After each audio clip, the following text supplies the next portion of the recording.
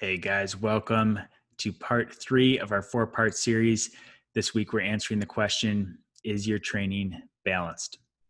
And I wanted to make a four-part series on this because most people are unsure of what to be doing in their training. Most people either blindly follow generalized programs they find online, or they randomly choose what they're going to do that day with no long-term plan or structure. And this leads to watered down results in training and the progress that you're making. If you have a balanced training program, this is essential to maximizing both your performance and your longevity when it comes to your fitness. In this four-part series, I'm going to be covering the four biggest programming imbalances seen across the hundreds of training programs that I've reviewed and helped people improve upon. And if you missed it, part one earlier this week was on push versus pull and having balance in that. Part two was on having balance across the contractions, and that meaning isometric, eccentric, and concentric. And today we're going to be talking about bilateral versus unilateral. Now, this is a hopefully more straightforward explanation. The explanation of it should be fairly simple. The application of it can be a little more complex when it comes to your actual programming. Not that it has to be, but it definitely can be more involved. But the explanation of it, so bilateral, think anything done with both arms or both legs. So think barbell bench press, barbell back squat would be bilateral movements. Unilateral movements, on the other hand, would be one-sided, one arm, one limb type thing. So think a lunge, think a one-arm dumbbell bench press. So that would be a very simplified but straightforward way to classify the bilateral versus unilateral to give you guys the context as we get into more of the application here at the end of the show. And this is the reason this series is so important, and the reason it's so important to address these multiple areas of your training is because most people's programs are designed to be hard. They're designed to be challenging, but they're not designed to be intelligent. And those two don't have to be exclusive. Those two can go hand in hand. A well-designed training program is both challenging and intelligent, and it's designed to take into account your specific needs, take into account a long-term progression, a long-term plan to get you to where you're really trying to get to. And it has to factor in things like proper balance across body parts, across planes of movement, across the contractions, across the order of exercises, number of days you're working out, how much rest time, what's your tempo, what's the overload you're doing to continue to challenge yourself, how much are you deloading and resting.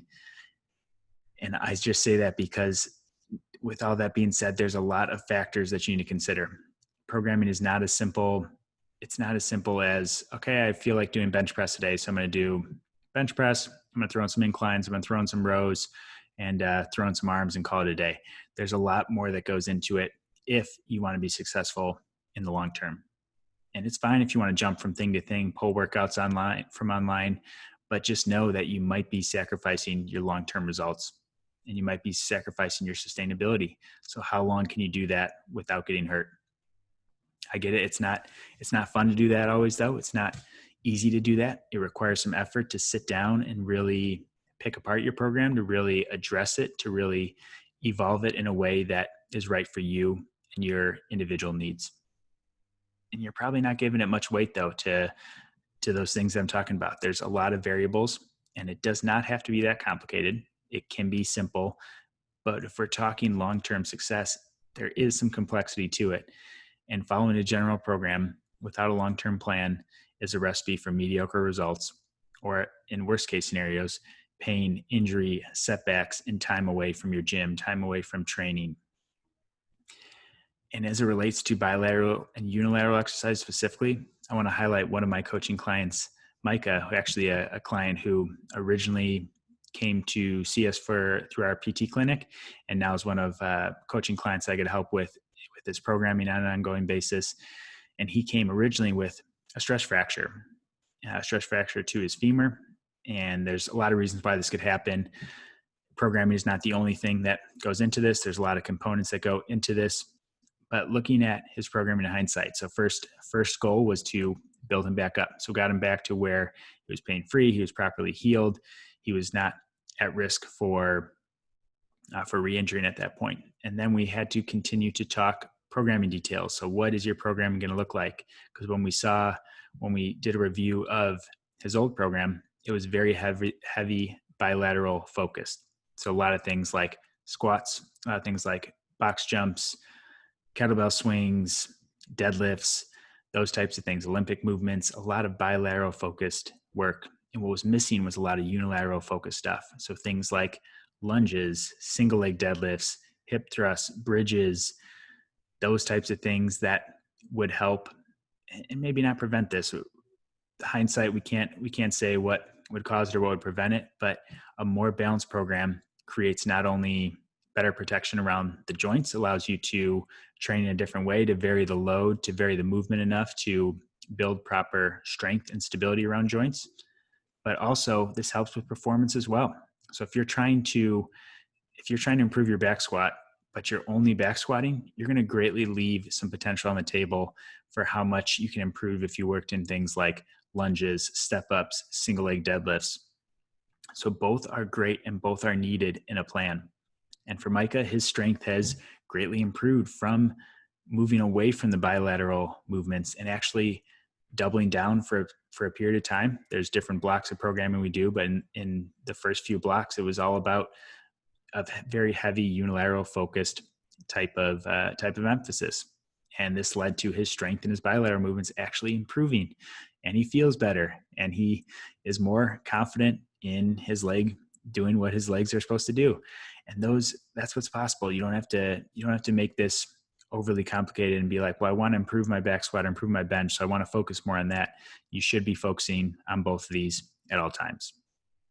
So I want to talk some practical application for what you need to keep in mind when it comes to programming out bilateral and unilateral exercises in your training. Now, both are great. Like I said, I don't want this to be a choosing one versus the other. I don't want to, similar to our push-pull conversation, I don't think there's a magic ratio or anything. For bilateral movements, you're going to be able to move more weight. It's going to be great for trying to add some muscle, add some weight. It's going to be great for trying to add absolute strength because you can typically load more on the bar or on the dumbbells, even if you're using them.